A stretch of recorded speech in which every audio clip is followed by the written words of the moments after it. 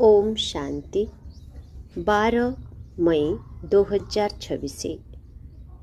परम शिक्षक श्री भगवान उवाच मिठे बच्चे एबे विनाशर समय बहुत निकटवर्ती सेथिपाई एकमात्र बाबांका सहित सच्चा स्नेह रख कौनसी देहधारी सहित नुहे। बाबा कहउछन्ति मिठे बच्चे एबे विनाशर समय बहुत निकटवर्ती सेथिपाई एकमात्र बाबांका सहित सच्चा स्नेह रख कौनसी देहधारी सहित नुहे। प्रश्न जेउ पिलामानंकर सच्चा स्नेह एकमात्र बाबांका सहित थिबो सेमानंकर लक्षण कौन होइथिबो। जेउ पिलांकर सच्चा स्नेह एकमात्र बाबांका सहित थिबो सेमानंकर लक्षण कौन होइथिबो। उत्तर एक रे सेमानंकर बुद्धि जोग कौनसी भी देहधारी आड़कू जाई परिबो नाही। सेमाने परस्पर मध्यरे जणे अन्य जनंकर प्रेमिक प्रेमिका हेबे नाही। दुई जेउमानंकर सच्चा स्नेह बाबांका सहित रहिछि सेमाने सर्वदा विजयी होई थान्ते। विजयी हेबा अर्थ सत्य जुगर महाराजा महाराणी हेबा। तेने बाबांका सहित आंतरिक स्नेह रखिथिबा पिलामाने सर्वदा सत्यनिष्ठ होई रही थान्ते। सेमाने किछि भी लुचाई पारिबे नाही। चारि प्रत्यह अमृत बेलारे उठी स्नेहर सहित बाबांकु मने पकाई थान्ते। पांच रे दधीची ऋषिंक भଳି सेबारे निजर हाड़ मध्य स्वाहा करिदेबे अर्थात सर्वस्व स्वाहा करिबे। छरे सेमानंकर बुद्धि सांसारिक कथार चिंतन रे भटकी पारिबो नाही। गीत न वह हमसे जुदा होंगे। ओम शांति।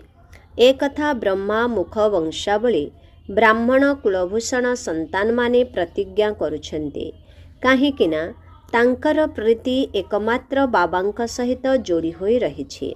तुमे जानिछ एहा विनाशर समय अटे। बाबा पिलामानंकु बुझाउछन्ति जे विनाश तो निश्चित हेब। विनाश काले जेउमानंकर प्रीति बाबांक साथिरे थिबो सेमाने ही विजयी हेबे अर्थात सत्य जुगर मालिक हेबे। शिव बाबा बुझाउछन्ति विश्वर मालिक तो राजा भी होई थान्ति ओ प्रजा मध्य होई थान्ते किंतु पदवी रे बहुत फरक रही थाए। जेते बाबांक सहित प्रीति रखिबो बाबांक स्मृति रे रहिबो सेते उच्च पद पाइबो। बाबा कहउछन्ति जेते बाबांक सहित प्रीति रखिबो बाबांक स्मृति रे रहिबो सेते उच्च पद पाइबो। बाबा बुझाउछन्ति बाबांकु मने पकाइबा द्वारा ही तुमर विकर्मर बोझ भस्म हेबो। तुमे लेखि पारिबो जे विनाश काले विपरीत बुद्धि। एक कथा लेखिबारे भय करिबार आवश्यकता नाही। बाबा कहउछन्ति मु निजे कहूछि जे विपरीत बुद्धि वालांकर विनाश हेबो एवं प्रीत बुद्धि वालांकर विजय हेबो। बाबा बिल्कुल स्पष्ट भावरे कहि देउछन्ते किंतु एही दुनिया रे प्रीति बुद्धि तो काहार हेले भी नाही। तुमर ही प्रीति बुद्धि अटे। बाबा कहउछन्ति पिलामाने परमात्मा एवं श्रीकृष्णंकर महिमा अलगा अलगा लेखिले सिद्ध होइजिबो जे गीतार भगवान किए। एहा तो जरूरी अटे ना। द्वितीय रे बाबा बुझाउछन्ति ज्ञानर सागर पतित पावन परम पिता अटंती ना पानीर नदी अटे। पतित पावन किए ज्ञान गंगा ना पानीर गंगा। एहा तो बहुत सहज कथा। द्वितीय कथा जेतेबेले प्रदर्शनी करुछ सेतेबेले सर्वप्रथमे गीतापाठी मानंकु निमंत्रण देबा उचित। गीतापाठ करा जाउथिबा स्थान तो ढेर अछि तांकु स्वतंत्र रूपे निमंत्रण देबा उचित। जे श्रीमद् भगवत गीतार अभ्यास करुछन्ते तांकु प्रथमे निमंत्रण देबा उचित काहीकिना सेही माने ही भूली जाइछन्ति एवं समस्तंकु भुलाई चालिछन्ते। तांकु डाकिबा उचित जे एबे आसे निर्णय निय तापरे जहा बुद्धि रे आसीबो ताहा करिबो। तेबे मनुष्य माने मध्य बुझिबे जे एमाने गीतापाठी मानंकु डाकुछन्ते। बोध हुए एमाने गीता उपरे ही प्रचार करुछन्ति। गीता द्वारा ही स्वर्गर स्थापना हेउछि। गीतार बहुत महिमा रहिछि किंतु भक्ति मार्गर गीता नुहे। बाबा कहउछन्ति मु तुमको संपूर्ण सत्य कहूछि। मनुष्य माने जहा अर्थ बाहर करुछन्ति ताहा बिल्कुल भूल अटे। केही भी सत्य कहूनाहांती, मु ही सत्य बताउछि। परमात्मा को सर्वव्यापी कहिबा मध्य सत्य नुहे। एमाने समस्ते विनाश हेबे एवं कल्प कल्प हेउछन्ति मध्य। तुमको प्रथमे प्रथमे एही मुख्य कथा बुझाइबाकु हेब। बाबा कहउछन्ति यूरोपवासी जादवंकर विनाश काले विपरीत बुद्धि अटे।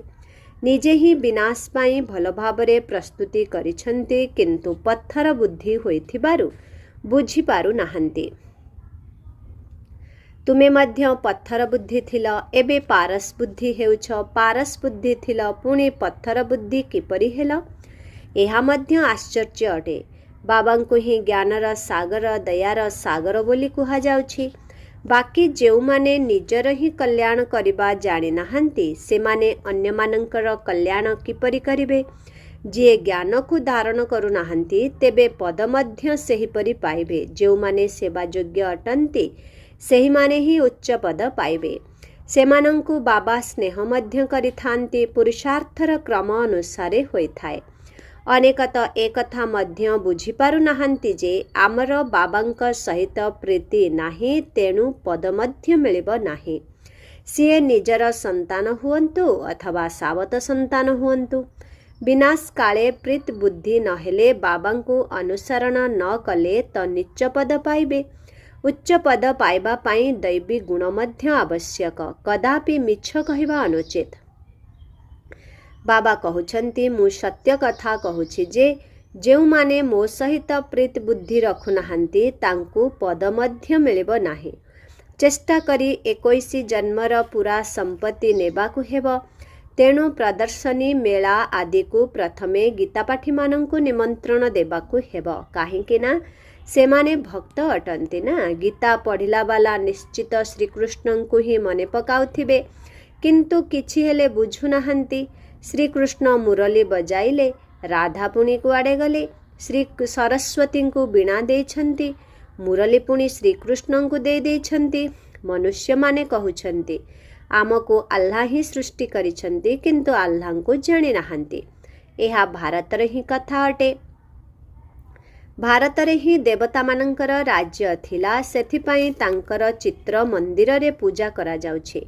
बाकी राजा आदिंकर मूर्ति तो बाहरे स्थापन करि देउछन्ति, जहा उपरे चढ़ई माने आसी अपरिष्कार करि चली थांती।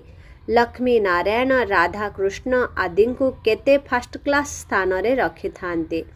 तांकु महाराजा महाराणी कहि थांती। किंग इंग्राजी अक्षर अटे। लक्ष लक्ष टंका खर्च करी मंदिर तैयारी करुछन्ति, काहीकिना सेही महाराजा माने पवित्र थिले। जेपरी राजा राणी सेहीपरी प्रजा समस्ते पूज्य थिले। तुमे ही पूज्य पुणी पूजारी हेउछ। तेणु प्रथम कथा हेला बाबांकु मने पकाओ।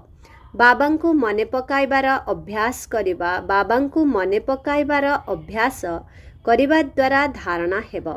जनक सहित प्रीति न रहिले पुणी अन्य मानंक साथिरे प्रीति लागि जाई थाए। एपरी एपरी कन्या माने अछंती जेउ माने कि परस्पर को एते स्नेह करि थांते, जहा कि शिव बाबांकु मध्य सेतिकी स्नेह करि न थांते। शिव बाबा कहउछन्ति तुमको मो सहित बुद्धिर जोग लगाइबार अछि ना परस्परर प्रेमिक प्रेमिका हेबार अछि। तुमे पुणी मोते बिल्कुल ही भूली जाउछ। तुमको तो मो सहित बुद्धिर जोग जोड़िबाकु हेब। एथिपाई बहुत मेहनत करिबाकु पड़िब। सेमानंकर बुद्धि जोग तुटु ही नाही। शिव बाबांक बदलरे दिन राति परस्पर को ही मने पकाउछन्ति। जदि बाबा नाम शुणाई देबे तेबे ट्रेटर अर्थात विश्वासघातक होइजिबे। पुणी गाली देबारे मध्य विलंब करिबे नाही। ब्रह्मा बाबांकु गाली देले शिव बाबा मध्य तुरंत शुणिदेबे। ब्रह्मा बाबांक पाखरे न पढ़िले शिव बाबांक पाखरे पढ़ी पारिबे नाही। ब्रह्मांक बिना तो शिव बाबा मध्य शुणी पारिबे नाही। सेथिपाई कहउछन्ति साकारंकु जाई पचार। केतेक भल भल पिला माने साकारंकु मध्य मानु ही नाहंती। भाबुछन्ति ये तो पुरुषार्थी अटंती। पुरुषार्थ तो समस्ते अटंती। पुरुषार्थी तो समस्ते अटंती, किंतु तुमको तो माता पिता को ही अनुसरण करने को हेब। कहीं कहीं बुझाइले बुझी जाइथांती, किंतु जहार भाग्य न थाए तेबे बुझाइबा सत्वे मध्य बुझी पारि न थांते। तेणु सेमाने सेवा योग्य होई न थांती, किंतु बुद्धि एकमात्र शिव बाबा सहित लागिबा उचित। आजिकाली एभली बहुत लोक कहउछंती जे मो शरीर रे शिव बाबा आसुछंती, एथिप्रति बहुत जत्नशील हेबा उचित। मायार बहुत प्रवेशता हेउछि। जाहांक शरीर रे प्रथमे श्री नारायण आसुथिले सेमाने मध्य आज नाहंती। केवल आत्मार प्रवेशता द्वारा किछि होई न थाए। बाबा कहउछंती मोते याद कर, बाकी ये मो शरीर रे आसुछंती, सिया आसुछंती, ए सब माया अटे। मोते मने न पकाइले कौन प्राप्ति हेब? जे पर्यंत बाबांक सहित सीधा जोग न रहिब पद किपरि पाइब, धारणा किपरि हेब? बाबा कहउछंती तुमे मोते मने पकाओ। ब्रह्मांक द्वारा ही मु बुझाउछि, ब्रह्मांक द्वारा ही स्थापना हेउछि। त्रिमूर्ति चित्र मध्य निश्चय दरकार। कही कही तो ब्रह्मांक चित्र देखि बिगड़ी थांती, कही पुणी श्रीकृष्णंकर 84 जन्म को देखि बिगड़ी थांती और चित्र को चिरी दे थांती। यही चित्र तो बाबा तैयारी कराई छंती, तेणु बाबा पिलामानंकु बुझाउछंती। ए कथा भूली जाओ नाही, केवल बाबांकु मने पकाई चाल।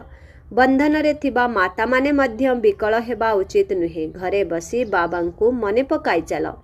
बंधन रे थिला वालांकु तो आहुरी उच्च पद मिली पारिबो। तुम संतान मानंकु ज्ञान देला वाला एकमात्र ज्ञानर सागर बाबा ही अटंती।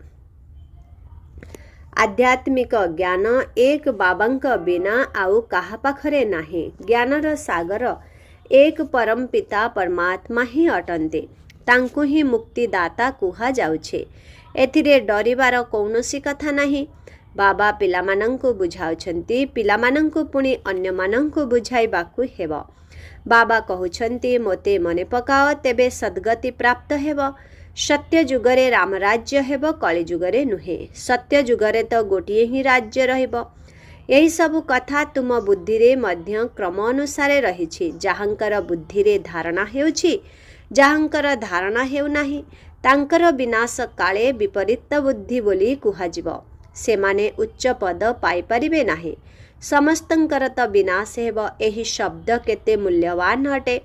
शिव बाबा कहउछंती विनाश काले प्रीत बुद्धि हुआ। एहा तुमर अंतिम जन्म अटे। वर्तमान तुमे प्रीति बुद्धि न रखिले उच्च पद मध्य मिलिब नाही। निर्मल हृदय होइथिले भगवान संतुष्ट होइथांती। दधीची ऋषिंक भली सेवारे निजर सर्वस्व स्वाहा करिबा उचित। काहा उपरे ग्रह खराब पड़िले निशा ही उड़ी जाई थाए। पुणी अनेक प्रकारर तोफान आसी थाए। मुखरे कही थांती एहाठारु तो लौकिकंक पाखकु चली जिबा भल। एठारे तो कौनसी मजा नाही। सेठारे तो नाटक बाइस्कोप आदि खूब रहिछि। जेउमाने से सबुर अभ्यस्त होई जाइछन्ति सेमाने एठारे रही पारिबे नाही। एहा बहुत मुश्किल अटे। हाँ, पुरुषार्थ द्वारा उच्च पद मध्य पाई पारिबो। तेणु खुशी रे रहिबा उचित। बाबा निजे कहउछन्ती सकाळु उठी जोगरे न बसिले मजा ही आसु नाही। सोई रहिबा द्वारा केबे केबे निद आसी जाई थाए। बिछणारू उठी बसिबा द्वारा बुद्धिरू भल ज्ञानर पॉइंट बाहरी थाए। तेणु मजा आसी थाए। वर्तमान आउ कम समय रहिछि। आमे बाबांक ठारू विश्वर बादशाही नेउछु। एही कथा बसी स्मरण कले मध्य खुशीर निशा चढ़िब। सकाळु चिंतन चालिले सारा दिन मध्य खुशी रही थाए। जदि खुशी रहु नाही तेबे निश्चित बाबांक सहित प्रीति बुद्धि नाही। अमृत बेलार एकांत बहुत भल रही थाए। जेते बाबांको मने पकाइब सेते खुशीर निशा चढ़िब। लौकिक पाठ पढ़ारे अधिक लागि जिबा द्वारा खराब ग्रहर प्रभाव पड़ी थाए। काहेकि ना बाबांको भूली जाई थांते। बाबांक ठारू संपत्ति नेबार अछि त मन वचन कर्म द्वारा सेवा करिबाकू हेब। एही सेवारे ही एही अंतिम जन्म व्यतीत करिबाकू हेब। जदि दुनियार कथारे लागि रहिब तेबे पुणी एही सेवा केबे करिब? काली काली करी करी मरी जिब। बाबा आसिछंती ही स्वर्ग को नै जिबा पई। एठारे त लढेईर केते मरु एठारे त लढेईरे केते मरुछंती। तेणु केते दुख हेउथिब। सत्य जुगरे तो लड़ाई आदि हेब नाही, लड़ाई आदि अंतरे हेब, सबु समाप्त होइजिब। जो माने ईश्वरंक प्रति विमुख होइथिबे सेमाने एहिपरि मरिबे, जो माने ईश्वरंकर होइथिबे से राज्य भाग्य पाइबे। प्रदर्शनी रे मध्य बुझाइबाकु हेब जे आमे निजर रोजगार द्वारा निजर ही तन मन धन द्वारा आमर राज्य स्थापन करुछु। आमे भिक मागुनाहु, एहार आवश्यकता ही नाही। ढेर भाई भौणी एकत्र होई राजधानी स्थापन करुछन्ति। तुमे कोटी कोटी टंका ठुल करी निजर ही विनाश करुछ। आमे गोटिए गोटिए पैसा एकत्र करी विश्वर मालिक हेउछु। एहा केते आश्चर्यजनक कथा अटे। अच्छा, मिठे मिठे शिखिला दे संतान मानंक प्रति मात पिता बाप दादांकर मधुर स्नेह संपन्न शुभेच्छा एवं सुप्रभात। आत्मिक पितांकर आत्मिक संतान मानंको नमस्ते। आत्मिक संतान मानंकर आत्मिक पितांको ओम शांति। गुड मॉर्निंग, नमस्ते नमस्ते नमस्ते नमस्ते नमस्ते। शुक्रिया बाबा, शुक्रिया। ओम शांति। धारणा पाई मुख्य सार 1 नंबर। अमृत बेलारे एकांतरे बसी बाबांको स्नेहर सहित मने पकाइबाकु हेब। दुनियार सबु कथा को छाड़ी ईश्वरीय सेवारे लागि जिबाकु हेब। 2 नंबर। बाबांक प्रति सच्चा हृदयर स्नेह रखिबाकु हेब। परस्पर मध्यरे जणे अन्य जनंकर प्रेमिक प्रेमिका हेबार नाही। बुद्धिर प्रीति एकमात्र बाबांक सहित जोड़िबाकु हेब, देहधारींक सहित नुहे। वरदान। सर्वशक्ति रूपी संपत्ति रे संपन्न होई दाता हेउथिबा विधाता वरदाता भव। जेउ पिलामाने सर्वशक्ति रूपी संपत्ति रे संपत्तिवान अटंती सेहि माने ही संपन्न एवं संपूर्ण स्थितिर पाखापाखि थिबार अनुभव करिथान्ते। सेमानंक भितरे कौनसी भी भक्तिपणियार अथवा भिकारीपणियार संस्कार प्रकट होई न थाए। बाबांकर साहाय्य दरकार, आशीर्वाद दरकार, सहयोग दरकार, शक्ति दरकार। एही भली दरकार शब्द दाता विधाता वरदाता पिलामानंक भितरे शोभा पाउनाही। सेमाने तो विश्वर प्रत्येक आत्मा को किछि ना किछि दान बा वरदान देवा वाला अटंती। स्लोगन। प्रत्येक आत्मा को कौनसी ना कौनसी प्राप्ति कराउथिबा वचन ही सत वचन अटे। ओम शांति। आजिर अव्यक्त इशारा। सर्वदा अचल अटल एवं एकरस स्थितिर अनुभव कर। जे जेते भी हलचल करू किंतु तुमे सर्वदा अचल रुह। कौन परिस्थिति श्रेष्ठ अटे ना स्वस्थिति श्रेष्ठ अटे? केबे केबे परिस्थिति आक्रमण करि देउ नाही त चिंता कर। एही परिस्थिति शक्तिशाली अटे ना मोर स्वस्थिति शक्तिशाली अटे?